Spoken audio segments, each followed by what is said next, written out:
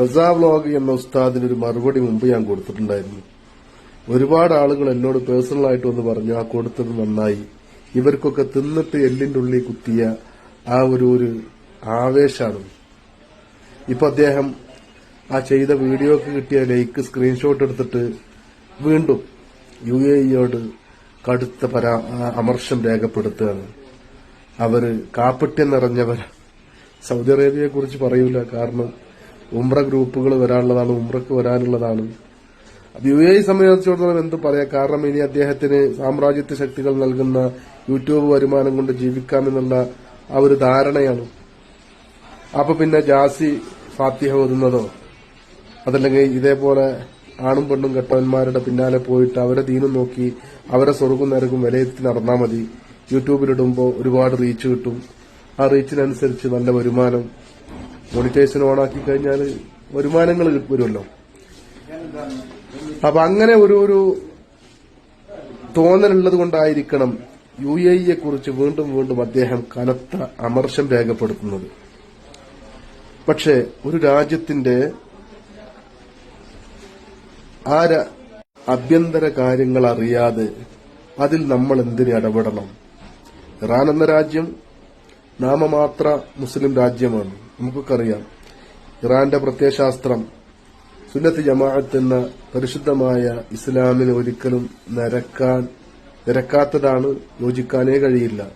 അഷ്ഹദു അന്ന മുഹമ്മദ് റസൂലുള്ളാഹ് എന്ന് പറഞ്ഞതിനു ശേഷം അഷ്ഹദു അന്ന അലിയൻ വലിയുള്ളാഹ്, അഷ്ഹദു അന്ന അലിയൻ ഹുജ്ജത്തുള്ളാഹ് എന്നൊക്കെ പറയുന്ന അങ്ങനെയുള്ള ഒരു വിശ്വാസം, അങ്ങനെയുള്ള ഒരു പ്രത്യയശാസ്ത്രത്തിന്റെ ആളുകളെ ഒരു മുസ്ലിമിന് എങ്ങനെ ഉൾക്കൊള്ളാൻ കഴിയും? അതുകൂടാതെ യഥാർത്ഥ മുസ്ലിമീങ്ങളായ സുന്നികളെ പല നിലക്കും ഇറാനിൽ നിന്ന് അവര് കൊന്നൊടുക്കിയിട്ടും നാടുകടത്തിയിട്ടുമുണ്ട്. അപ്പൊ ഇറാനിയൻ ഷിയായിസത്തോട് ഒരിക്കലും നമുക്ക് എന്തില്ല, ഒരു പ്രീണനവുമില്ല, ഒരു അനുകൂലവുമായ സാഹചര്യം, അല്ലെങ്കിൽ അവരെ ഒരു സപ്പോർട്ട് ചെയ്യേണ്ട, മുസ്ലിം എന്ന നിലക്ക് സപ്പോർട്ട് ചെയ്യേണ്ട ബാധ്യതയില്ല. മറിച്ച് അവർ അനുഭവിക്കുന്ന പീഡനങ്ങൾ, യാതനകൾ, കഷ്ടപ്പാടുകൾ, സാമ്രാജ്യത്വ ശക്തികളായ അമേരിക്കയുടെ കടന്നുകയറ്റം, യുദ്ധക്കൊതിയന്മാരായ പിഞ്ചുമക്കളുടെ രക്തമൂറ്റി കുടിക്കുന്ന നരഭോജികളായ ഇസ്രായേലുകളുടെ അതിശക്തമായ കടന്നുകയറ്റം, അതൊക്കെയാണ് ആ രാജ്യത്ത് നമ്മൾ സപ്പോർട്ട് ചെയ്യുന്നത്.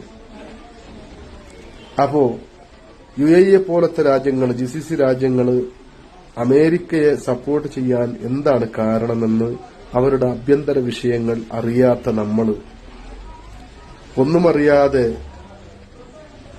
വാ തുറക്കുന്നത് ശരിയല്ല എന്ന് മനസ്സിലാക്കേണ്ടതുണ്ട്. നമ്മുടെ കേരളക്കര എന്നല്ല, UAE സംബന്ധിച്ചിടത്തോളം നൂറുകണക്കിന് വരുന്ന രാജ്യങ്ങളിലുള്ള ജനങ്ങൾക്ക് ജോലി ചെയ്യാനുള്ള അവസരം നൽകി പട്ടിണി കിടക്കുന്ന രാജ്യങ്ങളുടെ പട്ടിണി മാറ്റി പലപ്പോഴും ഈ ഫലസ്തീൻ പോലത്തെ രാജ്യങ്ങൾക്ക് പലപ്പോഴും ഭക്ഷണവും മരുന്നൊക്കെ എത്തിച്ചു കൊടുക്കുന്നത് UAE എന്ന വലിയ രാജ്യമാണ്. അതുപോലെ തന്നെ നമ്മുടെ കേരളക്കരയിലും ഒരുപാട് ആളുകളുടെ പട്ടിണി മാറ്റുകയും അതുപോലെ ഒരുപാട് സംരംഭങ്ങൾക്കും സ്ഥാപനങ്ങൾക്കും അളവറ്റ ഔദാര്യം നൽകി, കാരുണ്യം നൽകി സഹായിച്ചു വരുന്നവരുമാണ്. അപ്പൊ അങ്ങനെയൊക്കെയുള്ള രാജ്യങ്ങൾ അവരുടെ ആഭ്യന്തര വിഷയം എന്താണെന്ന് നമ്മൾ അറിയാതെ ആ രാജ്യത്തിനെതിരെ സംസാരിച്ചത് ഒട്ടും ശരിയല്ല. അത് ഒരു നല്ല മനുഷ്യന്റെ ബുദ്ധിക്ക് നിരക്കാത്തതാണ് എന്ന് ഞാൻ പറയും. എനിക്കിപ്പോ ഇവിടുന്ന് UAE കുറെ എന്തെങ്കിലുമൊക്കെ കിട്ടിയിട്ടോ, ഞാൻ അധ്വാനിച്ചിട്ട് തന്നെയാണ് എനിക്ക് കിട്ടുന്നത്, സൗദി അറേബ്യയിലാണെങ്കിലും എവിടെയാണെങ്കിലും. പക്ഷേ അവരുടെ ആ കാരുണ്യവും സ്നേഹവും ആ ആതിഥേയത്വവും നമ്മൾ മറന്നു പോകരുത്. നിങ്ങൾക്കതിന്റെ ആവശ്യം കാണൂല.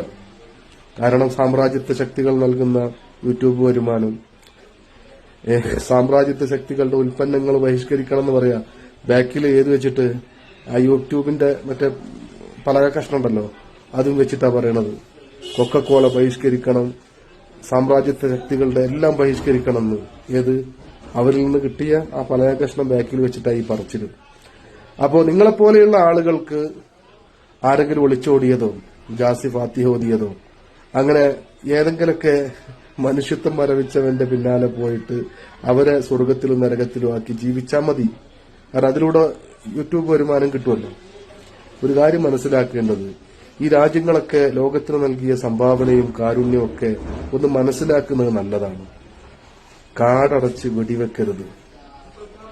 നിങ്ങൾ പറയുന്നത് തന്നെയാണ് ശരി, ഞാൻ പറയുന്നത് തന്നെയാണ് ശരി, ഞാൻ പറയുന്നത് ജനങ്ങൾ വിശ്വസിക്കാവൂ എന്ന ആ ധാർഷ്ട്യം പാടില്ല എന്നാണ് വളരെ സ്നേഹത്തോടെ എനിക്ക് നിങ്ങളോട് പറയാൻ. നിങ്ങളൊക്കെ ഈ സോഷ്യൽ മീഡിയയിൽ വരുന്നതിന് മുമ്പേ ഞാൻ ഈ സോഷ്യൽ മീഡിയ ഉപയോഗിക്കുന്ന, അതിലൂടെ ദീനീയായ കാര്യങ്ങൾ ജനങ്ങളിലേക്ക് എത്തിക്കുന്ന ആളാണ്. ഞാൻ ഇന്ന് വരെ ഒരു മോണിറ്റൈസേഷനും ഓണാക്കിയിട്ടില്ല. ഇതിലൂടെ ഒരു രൂപ പോലും ഞാൻ സമ്പാദിച്ചിട്ടില്ല എന്ന് പടച്ചറപ്പിനെ മുൻനിർത്തി ഞാൻ പറയും. നിങ്ങൾക്ക് പറയാൻ പറ്റുമോ അങ്ങനെ?